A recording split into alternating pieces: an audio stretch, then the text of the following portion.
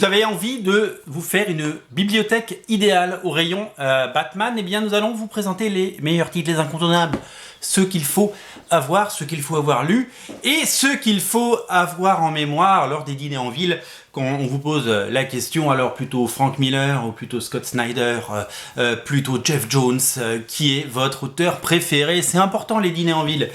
Aujourd'hui, je vais vous parler d'un de mes chouchous, un titre que j'adore et dont on ne parle pas assez. Il date déjà de 2013.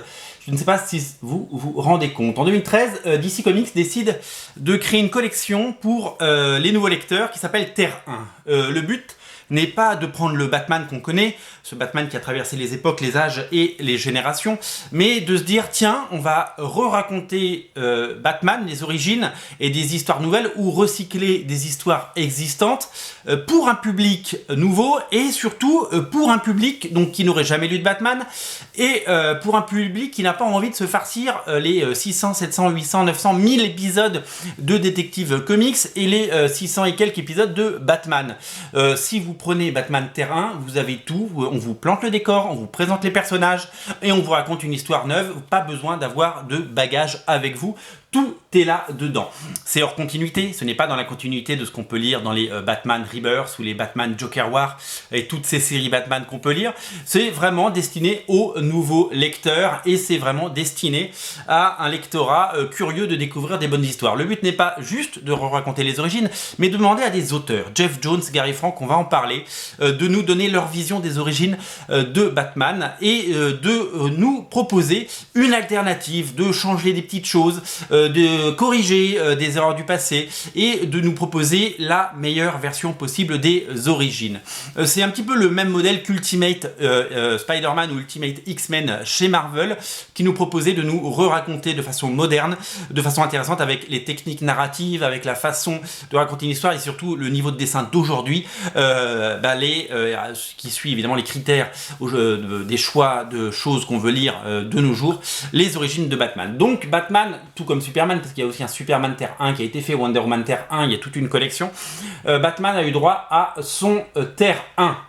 Donc c'est comme si Batman n'avait jamais existé. Donc on est dans l'univers DC Comics, on est à Gotham City, mais Batman n'existe pas ou pas encore.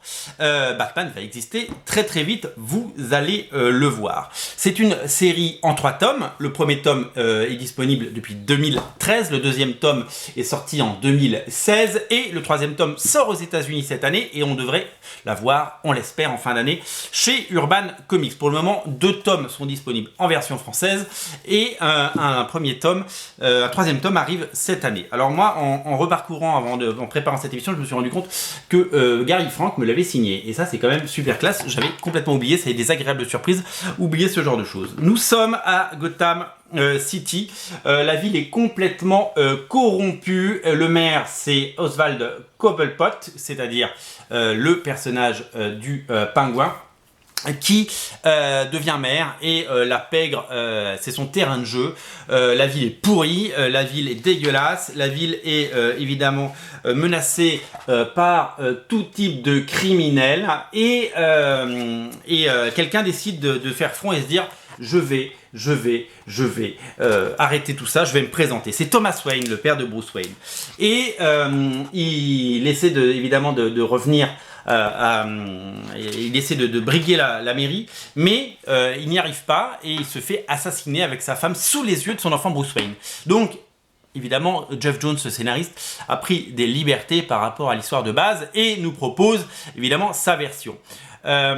Bruce Wayne, le jeune Bruce Wayne va être élevé par son majordome qui s'appelle Alfred. Alors Alfred n'est plus juste un petit majordome qui fait la poussière, c'est un ancien militaire, une sorte d'ancien para, hyper entraîné et qui va faire de lui un soldat. Donc là, Bruce Wayne ne va pas partir au Népal, machin, devenir un ninja.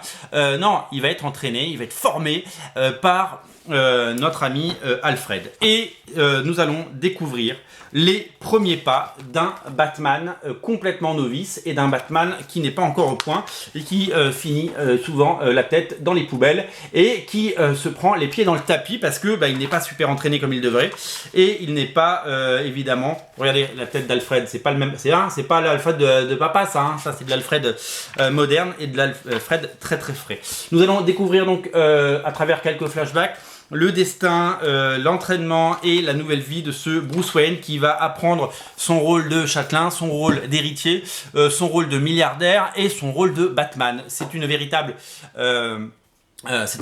formation, c'est une véritable genèse du personnage qui nous est présenté. Alors ça fait écho évidemment à Batman année 1, Batman année 1 de Frank Miller et David Mazzucchelli qui avait déjà raconté les origines de Bruce Wayne dans les années 80 avec son entraînement, avec son chemin de pensée, comment est-il devenu ce personnage mythique, mais tout a été modernisé.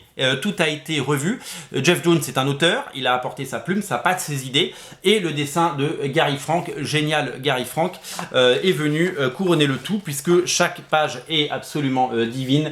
Quel travail de cet auteur anglais qui nous a émerveillés sur Superman, Supergirl, Hulk et tellement de titres. Alors Jeff Jones et Gary Frank, c'est deux auteurs qui ont très longtemps collaboré ensemble sur Superman, je l'ai dit, bien entendu, mais aussi sur des séries comme Doomsday Clock que vous avez peut-être lu, ou la nouvelle série sur laquelle il travaille qui s'appelle Geiger, comme les compteurs Geiger en fait, les compteurs Geiger.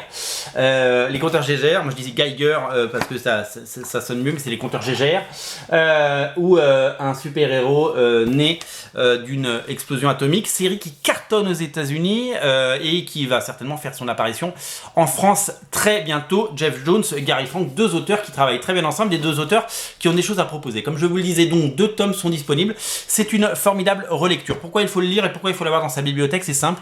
D'abord, vous n'avez pas besoin d'avoir lu du Batman avant. Alors évidemment, quasiment tout le monde a lu du Batman aujourd'hui si on est lecteur de comics, mais c'est une formidable porte d'entrée pour Batman. C'est un univers un peu parallèle dans lequel vous ne retrouverez pas forcément les codes que vous avez vus à travers les films, à travers les séries télé et à travers tout ça, mais vous retrouverez la trame générale avec beaucoup de liberté, beaucoup de nouvelles idées, beaucoup de nouvelles pistes et beaucoup de changements. C'est là tout le talent de Jeff Jones, et que vous allez surtout vous régaler parce que ce sont de très très belles bandes dessinées à la fois d'aventure parce que Batman c'est de l'action, mais également des enquêtes puisque Batman c'est le plus grand détective du monde et que il est là pour résoudre les enquêtes, et c'est avant tout un scientifique, c'est avant tout quelqu'un de brain, c'est un cerveau, c'est quelqu'un qui pense avec sa tête, agit avec ses poings et célèbre la justice la plupart du temps pour combattre donc toute forme de crime.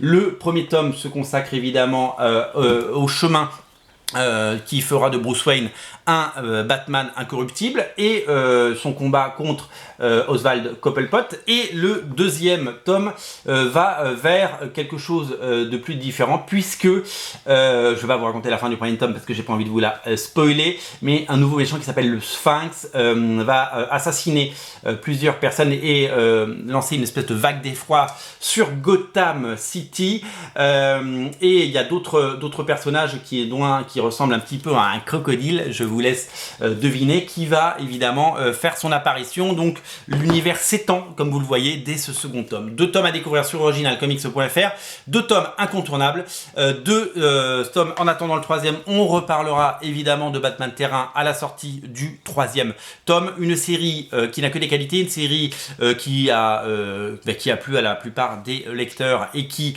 a séduit un grand nombre de fans de Batman. Voilà, c'est vraiment un titre à découvrir, c'est sur originalcomics.fr, c'est une place, c'est à faire, c'est à mettre dans sa bibliothèque idéale, et voilà, il y a une place toute particulière à mettre à Batman Terre 1, même si vous avez déjà lu du Batman, même si vous connaissez les origines de Batman, eh bien Batman Terre 1 va vous séduire et vous plaire. C'était des heures de lecture garanties, des bonnes heures de lecture, du plaisir avant tout, parce que les comics c'est du plaisir. Salut!